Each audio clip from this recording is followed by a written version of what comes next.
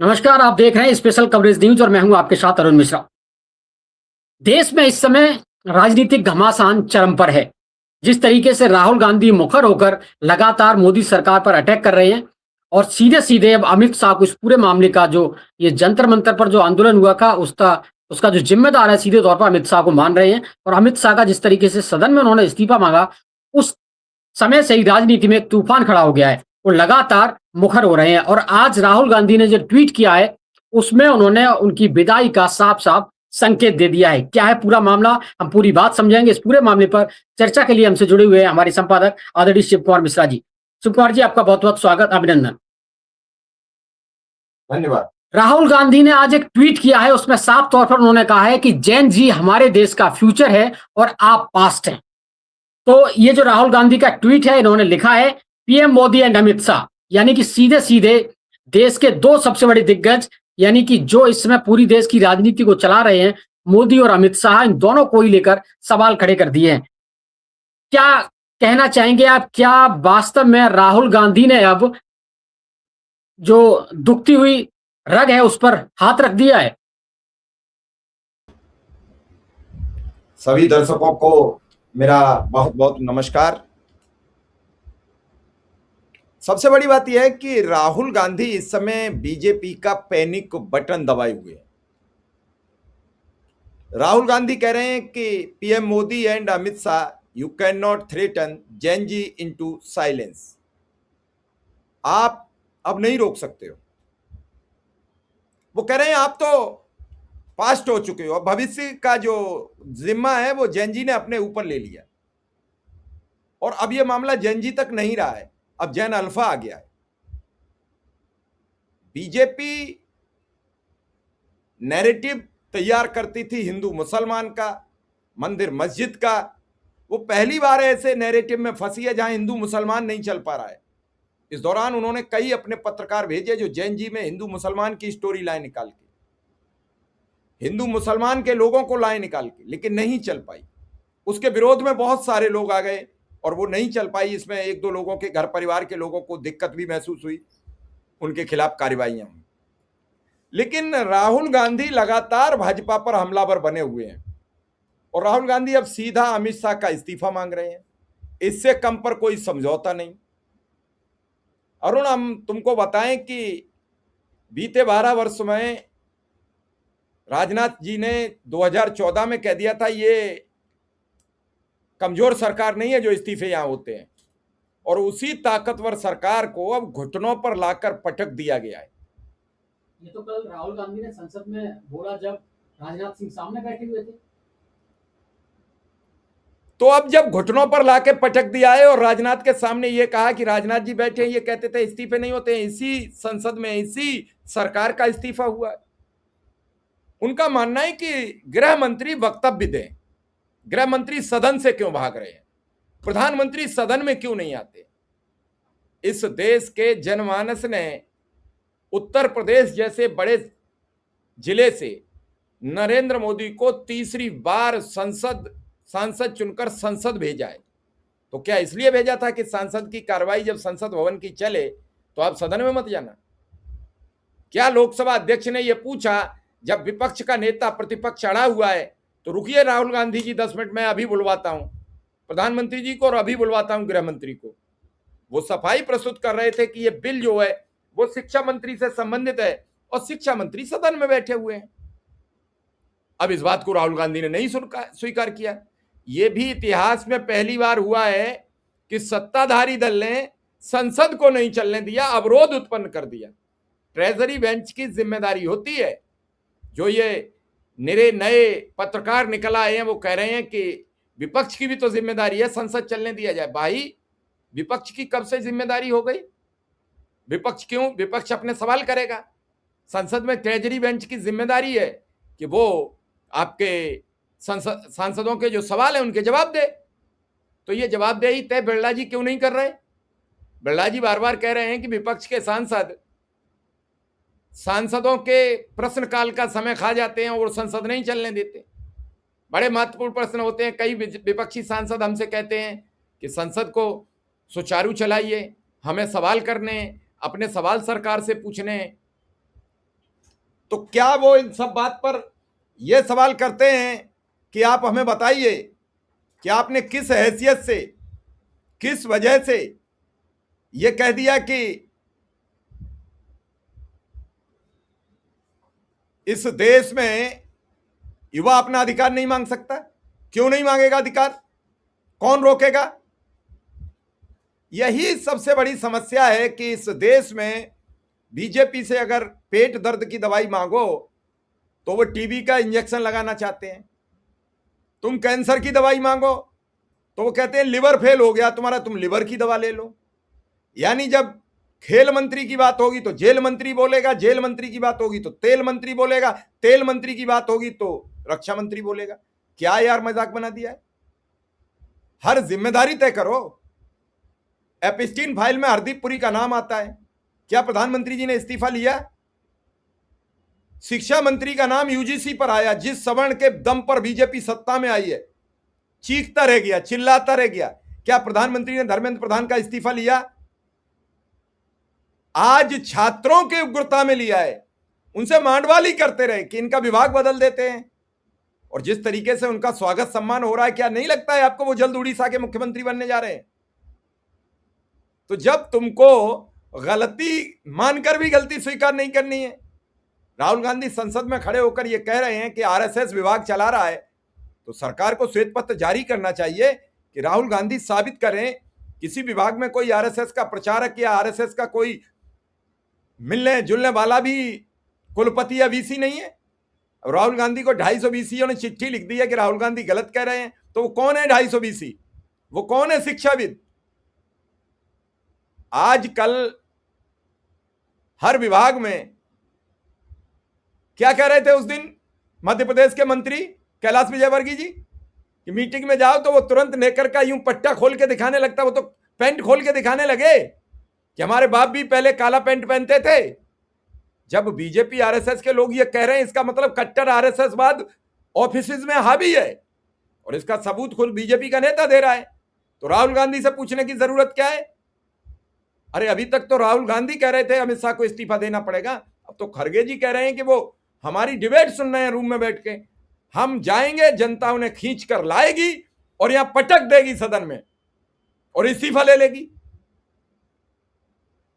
भाई तुम किसी मुद्दे पर, पूरे उत्तर प्रदेश में चंदा चोरी का प्रकरण हुआ, प्रधानमंत्री ने मंदिर का उद्घाटन किया, प्रधानमंत्री ने मंदिर का पूजन किया, प्रधानमंत्री ने मंदिर का शिलान्यास किया, प्रधानमंत्री ने मंदिर का ध्वजारोहण किया। चंदा चोरी पर जवाब कौन देगा? कोई दूसरे देश का आएगा कि मंगल ग्रह से कोई आएगा वो बताएगा चंदा चोरी नहीं हुआ है? और चंदा चोरी हुआ है तो हम जो चोरी करने वाले लोग हैं उन्हें जेल भेजेंगे? कौन बताएगा? ये देश के प्रधानमंत्री को बताना पड़ेगा। सुप्रीम कोर्ट के निर्देश पर प्रधानमंत्री ने ट्रस्ट बनाया था, अब ट्रस्ट से लोगों का ट्रस्ट ही नहीं रहा, सरकार को भी ट्रस्ट नहीं है, सुप्रीम कोर्ट को ट्रस्ट नहीं है, फिर ट्रस्ट पर ट्रस्ट बने कैसे? और जब ट्रस्ट ही ट्रस्ट के काबिल नहीं रहा तो चोरी तो हुई है। भाई चंपत राय कह रहे हैं कि हमने 4 जून को पैसा पकड़ लिया था, तो चंपत राय ने पकड़े पैसे की क्या एफआईआर दर्ज कराई? और नहीं कराई तो कौन है इसका जिम्मेदार? सबसे बड़ी दोषी चंपत राय है, और उन्हीं चंपत राय को बचाने के लिए पूरी आरएसएस मैदान में उतरा है। प्रधानमंत्री नरेंद्र मोदी उतरे हैं, क्योंकि मोदी नाम का जो एक तिलिस्म है उस पर काला दाग न लग जाए, जबकि मोदी का तो पूरा चेहरा काला दिखता है। अगर ध्यान से देखो कितने आरोप हैं। गुजरात दंगे का आरोप, हिंदुत्व की आड़ में छुप गया, धुल गया, साफ हो गया, एकदम चेहरा क्लीन हो गया। अभी बेरोजगारी का आरोप किसे दोगे? शिव कुमार मिश्रा ने नहीं कहा था कि 2 करोड़ लोगों को रोजगार देंगे, राहुल गांधी ने कहा हो ना कहा, राहुल गांधी जवाब दें। तुमने कहा था, तुम बताओ कि 12 वर्ष में 24 करोड़ लोगों को रोजगार दिया। प्रभु श्री राम की सौगंध खा के बता दो, उसी मंदिर में जाके बता दो जिसका शिलान्यास किया है कि तुमने 2 करोड़ रोजगार इस देश को दिया। 2 करोड़ पे आ जाओ। इन 12 वर्ष में तुमने 2 करोड़ सरकारी नौकरी दी, 24 करोड़ तो भूल जाओ, हमने छोड़ दिया 22 करोड़। हम नहीं पूछते 22 करोड़ को नहीं मिला। तुमने कहा सस्ता डीजल पेट्रोल देंगे, डीजल पेट्रोल के इंटरनेशनल मार्केट में दाम पुराने दामों से 2014 से कम हो गए। तुम तब भी 40 रुपए लीटर का डीजल इस देश को मुहैया नहीं करा पाए। और तो और छोड़ दो, बैंकों में कभी पैसा नहीं लगता था। सारे बैंकों ने 22-23 हजार करोड़ रुपया आम किसान, नागरिक, गरीब से वसूल लिया, क्योंकि 10,000 मिनिमम बैलेंस पे अकाउंट खुला, 10,000 रह नहीं पाते, खटाक सीधे बैंक अपना पैसा काट लेती है, एटीएम के खर्चे के काट लेती है। कांग्रेस की सरकार में कब लगा एटीएम का पैसा? ये आम जनमानस नहीं समझ रहा है कि तुम्हारी जेब से डायरेक्ट पैसा खींचा जा रहा है और तुम मदमस्त धर्म, समाज, संप्रदाय, अब्दुल के चक्कर में अपनी बैंड बजवाए जा रहे। अरे अब्दुल तो पहले भी बैंक नहीं प्रयोग करता था, पहले भी ज्यादा तादाद में हिंदू बैंक प्रयोग करता था, आज भी हिंदू प्रयोग करता है। और आप 80% हो, वो 17% है, 3% अन्य समुदाय है, सिख, जैन, बौद्ध, और तुम 80% से 17% का डर दिखाकर तुमसे वसूली गैंग चल रहा है ये बीजेपी का, और तुम चुपचाप वसूली करा रहे हो। ये भी नहीं पूछ पा रहे हो ये वसूली कहां ले जा रहे हो। पीएम केयर फंड का हिसाब नहीं दिया जा रहा, किसी चीज का नहीं। तो फिर भाई जैन जी उतरा मैदान में, पहले ही झटके पे चित कर दिया है, एक इस्तीफा हो गया। ये इस्तीफा कोई वैल्यू नहीं रखता है, लेकिन सरकार को नतमस्तक कर दिया। और अगर यही इस्तीफा चलता रहा, भाई बीजेपी यहां गेम खेल रही है। प्रधानमंत्री नरेंद्र मोदी की इच्छा है कि बुरा वक्त आ गया है, ऐसे में हम गद्दी से चुपचाप उतर जाएं, अमित शाह को प्रधानमंत्री बना दें, देश को अमित शाह को सौंप दें, 27 में जो वक्त आ रहा है उसमें हमें राष्ट्रपति बना दो, हम पूरी जांच से फ्री कर दो।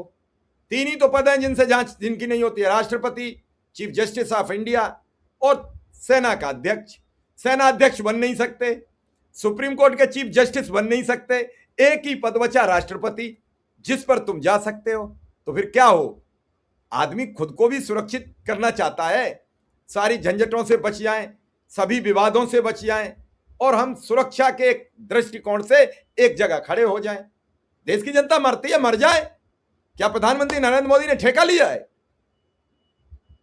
ठेका लिया है, जनता से वादा करके आए हो, दिनों रात मुजरा, मंगलसूत्र, भैंस, इतनी गिरी हुई भाषा किसी की नहीं होगी राष्ट्राध्यक्ष की। और आपने सदन में जब एक मुस्लिम सांसद का, आपको सांसद ने जो शब्द कहे थे वो जमीन पर चले गए। आपके गृह मंत्री ने संसद में कहा सा.ला, हम नहीं कहेंगे, पूरा शब्द भी नहीं पढ़ सकते, उस शब्द को संसद में कहा, और फिर कहा कि अगर आपको बुरा लगा हो तो काट लेना, हमें नहीं मतलब है। अब वो शब्द जमीन पर चले गए। उसमें कुछ ज्यादा मिल गया है, क्योंकि आजकल मल्टीपल होता है। पहले आपको वीडियो 1 लोग देखते हैं, फिर एकाएक पता लगता है 1,000 लोगों ने देख लिया, पता लगता है 1 लाख लोग, मल्टीपल होता, गालियां मल्टीपल हो गई, तरह तरह की गालियां निकल आई। अब जब आपको दी गई गालियां, और मोदी जी को तो 2.5 क्विंटल गाली खाने का पहले से हाजमा है, अरे अब की बार 10 क्विंटल मिल गई है और हाजमा दुरुस्त हो जाएगा, क्यों डर रहे हो? लेकिन एक वर्ग की नींद हराम है कि सत्ता चली गई तो मेरा क्या होगा। यही मल्टीपल बुलडोजर आ गया, यही मल्टीपल ईडी आ गई, यही मल्टीपल सुप्रीम कोर्ट आ गया, तो क्या होगा? लेकिन किसी का कुछ नहीं होगा।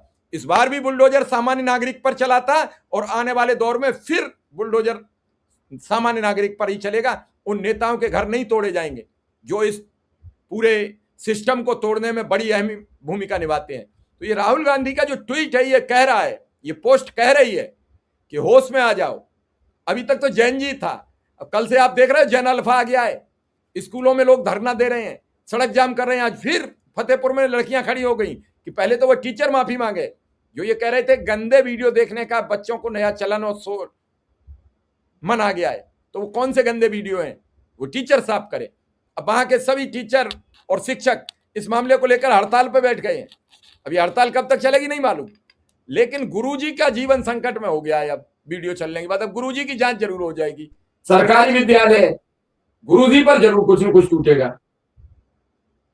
बिल्कुल आपने ठीक कहा, लेकिन क्या विपक्ष पिछले 12 साल को अगर देखा जाए तो क्या विपक्ष 12 साल में पहली बार इतना हमलावर हुआ है? धर्मेंद्र प्रधान का इस्तीफा हुआ, जैन जी ने एक लंबा आंदोलन किया, अब जैन जी इस मांग को लेकर जंतर मंतर पर दोबारा जुटने लगा है कि जो सरकार ने आश्वासन दिया था कि उनकी एफआईआर वापस होगी, जो भी मुकदमे दर्ज हैं उनको खत्म किया जाएगा, लेकिन अभी तक सरकार की तरफ से ऐसा कुछ भी नहीं हुआ है। लगातार छात्रों की गिरफ्तारी हो रही है। उनकी एफआईआर हो रही है, जिसको लेकर सीजेपी के नेता लगातार अल्टीमेटम दे रहे हैं और अब दोबारा से जंतर मंतर पर छात्र जुटने लगे हैं। तो क्या राहुल गांधी भी लगातार मुखर होकर जो अमित शाह का इस्तीफा, अब सीधे सीधे अमित शाह का इस्तीफा मांगा जा रहा है। कल मल्लिकार्जुन खड़गे ने भी अमित शाह के बारे में ऐसी बातें बोल दी कि जिस पर सदन में हंगामा हो गया। उपसभापति को संसद बंद करनी पड़ी। उन्होंने तो सीधे सीधे कह दिया कि अमित शाह को एसी कमरे से बाहर निकाल कर आएंगे। अभी तक ये देखने में आता था कि मोदी संसद में नहीं आते थे, लेकिन अमित शाह संसद में मौजूद रहते थे। लेकिन अब अमित शाह भी संसद से नदारद है। हालांकि संसद में जाते हुए आते हुए पत्रकारों के साथ आज दिखाई दिए हैं। तो क्या राहुल गांधी ने जो अमित शाह के इस्तीफे की मांग एक नहीं उठाई है और विपक्ष जिस पर हमलावर है, तो क्या लगता है कि सरकार अब बुरी तरीके से गिरी हुई है और अमित शाह को भी इस्तीफा देना पड़ेगा? भाई, अमित शाह के साथ जो पत्रकार थे उन्होंने अमित शाह से क्यों नहीं पूछा, तुमसे विपक्ष सवाल कर रहा है इस्तीफा दोगे कि नहीं दोगे? और राहुल गांधी क्यों ऐसा सवाल कर रहे हैं? राहुल गांधी क्यों सभ्यता भरी आपसे बातें कर रहे हैं? क्यों आप पर वो सवाल कर रहे हैं? पूछा किसी पत्रकार ने? नहीं पूछा। यही इस दौर का सबसे बुरा वक्त चल रहा है। राहुल गांधी और प्रियंका गांधी अखिलेश यादव से घुसते ही आप देखते हो एएनआई की आईडी, पीटीआई की आईडी, आईएनएस की आईडी मुंह में घुसेड़ देते हैं। बताओ क्या करोगे आज सदन में? क्या गृह मंत्री से पूछा? हिम्मत नहीं बची है। और इसी हिम्मत नहीं बचे ने भाजपा को कटघरे में खड़ा कर दिया है। देश में एक संदेश चला गया कि मीडिया का एक वर्ग बिक गया। आप देख रहे थे आज एक पत्रकार का, मैं तो सोशल मीडिया पर वायरल वीडियो देख रहा था, नाम तो नहीं बताऊंगा। क्या कह रहे थे? मेरा हाथ मत मरोड़ो। भाई, रिपोर्टर पिटा था उस दिन, आपने ये कहा कि रिपोर्टर क्यों पीट रहे हो, हम अपने कर्म बदल लेंगे, हम दिन भर भाजपा को सुरक्षित करते हैं, अब नहीं करेंगे। जितने विपक्ष के प्रवक्ता से सवाल करेंगे उतनी ही ताकत से सत्ताधारी दल से भी सवाल करेंगे। इस बात को इस देश के जनमानस ने समझ लिया, और इस देश को जनमानस ने नहीं समझा, जैन जी ने समझा, जो 2014 में नरेंद्र मोदी की सरकार लाया था। यही जैन जी उस दिन, आप तो साथ थे जंतर मंतर पर, क्या कह रहा था कि मेरे माँ बाप क्यों नहीं लाते थे भाजपा की सरकार, ये आज समझ में आया है। हमारे माँ बाप बरसों भाजपा को नहीं लाए सत्ता में, इसका मतलब यही था कि भाजपा अहंकारी और दंभी पार्टी है, जमीन की आवाज नहीं सुनना चाहती है। मोरबी में आपको याद होगा एक पुल ढहा था, उस पुल के ढहने के बाद क्या हुआ आज तक किसी को कुछ पता लगा? कितने लोग मर गए, उसमें कितने लोगों को मुआवजा मिला पता है? अरे वो तो छोड़ दो, उसके बाद जो एयर इंडिया वाला कितना बड़ा हादसा था जिसमें पूर्व मुख्यमंत्री की जान चली गई, उसके बारे में किसी को पता लगा क्या अब तक हुआ उसमें? उसके बाद अभी ताजी ये जो 23 बच्चे हो गए, 3 और बढ़ गए, अब 26 कई लोग बता रहे हैं, तो क्या इनको मुआवजा मिल गया 1-1 करोड़ रुपया? आप एक जगह नहीं, सरकार हर जगह कटघरे में खड़ी हुई है। और सरकार इस समय कहते नहीं है, वो गांव में कहते हैं खेत भर रहे हैं तो एक तरफ से जाता हुआ पानी होता है, एक तरफ वापसी, तो ये लौटता हुआ वक्त है बीजेपी का। और लौटते हुए वक्त में बहुत जल्दी भराई होती है, तो इनकी भराई अब जल्दी हो रही है, अब इनका इंतजाम हो रहा है। और ये इंतजाम इनने अपना खुद पैदा किया है। नरेंद्र मोदी 12 बजे आ रहे हैं कि नहीं आ रहे हैं, ये बताओ। संसद में जाने में तुम्हें क्या दिक्कत है? रात भी 12 बजे आ गए, क्योंकि अब उन्हें पता लग गया है कि जैन जी काबू नहीं किया, जैन जी पर अपना विश्वास नहीं बना पाए। अब जैन जी को तुम दोस्त बता रहे हो, तुम्हारी उम्र 76 वर्ष है, तुम 16 साल के बच्चे को दोस्त बना रहे हो, वो तुम्हें दोस्त बना लेगा? उसका जीवन नरक कर दिया तुमने। चलिए अब एक अंतिम सवाल आपसे लेते हैं कि आज आपने देखा होगा संसद के प्रांगण में जिस तरीके का एक वीडियो वायरल हो रहा है, राम मंदिर चढ़ावा चोरी। रात बीजेपी ने थोड़ी राहत की सांस ली थी कि शायद ये जो नीट का मुद्दा चल रहा था, धर्मेंद्र प्रधान का इस्तीफा भी हो गया, कि शायद अब उस मुद्दे से हमारी जान छूटी हो। लेकिन विपक्ष आज उस मुद्दे को लेकर संसद में आ गया। पप्पू यादव एक पुजारी बनकर जो चंदा चोरी का एक जो ड्रामा रचा था, इसको लेकर क्या लग रहा है कि अब बीजेपी उत्तर प्रदेश में फंसती हुई नजर आ रही है? अरुण, बीजेपी का स्थिति अभी ऐसी है कि एक छोटी चादर लेके गरीब एक महिला निकली हुई थी, तो वो कभी ये घुटना दाबती थी तो ये उगड़ जाता था, ये दाबती थी तो ये उगड़ जाता था। उस स्थिति में भाजपा फंसी हुई है। भाजपा राम मंदिर के मुद्दे को डाइवर्ट करने के उद्देश्य से तो उसने जंतर मंतर शुरू कराया, वो जंतर मंतर गले की हड्डी हो गई। अब जंतर मंतर खत्म करते ही विपक्ष तो राम चढ़ावा चोरी कैसे भूल जाएगा? और भूल गया तो ये उसका बुरा वक्त होगा। समस्या क्या है कि उत्तर प्रदेश ये सोच रहा है, उत्तर प्रदेश में आज सर्वे आ गया, दैनिक भास्कर का पढ़ा नहीं है आपने? कह रहे हैं कि बीजेपी 180-85 सीटों पर ही सिमट रही है, सत्ता में नहीं आ रही है किसी भी कीमत पर। और वो कई दिन पहले बता दिया हमने तो इसे लगभग 20-25 दिन पहले बता दिया कि 180 सीट जीत रही है बीजेपी। वही सेम भाजपा भास्कर ने छापा है। तो जब हम लोग जो कह रहे हैं उस बात में दम है। कुछ लोग कहेंगे अभी तक भी तो सरकार गिरा रहे थे। अरे अभी तक लोग नहीं समझ रहे थे। किसी भी व्यक्ति को हलवा पूड़ी खिलाओ पहले दिन तो वो नहीं खाता है, क्योंकि उसे आदत तो नमक की रोटी की पड़ चुकी थी।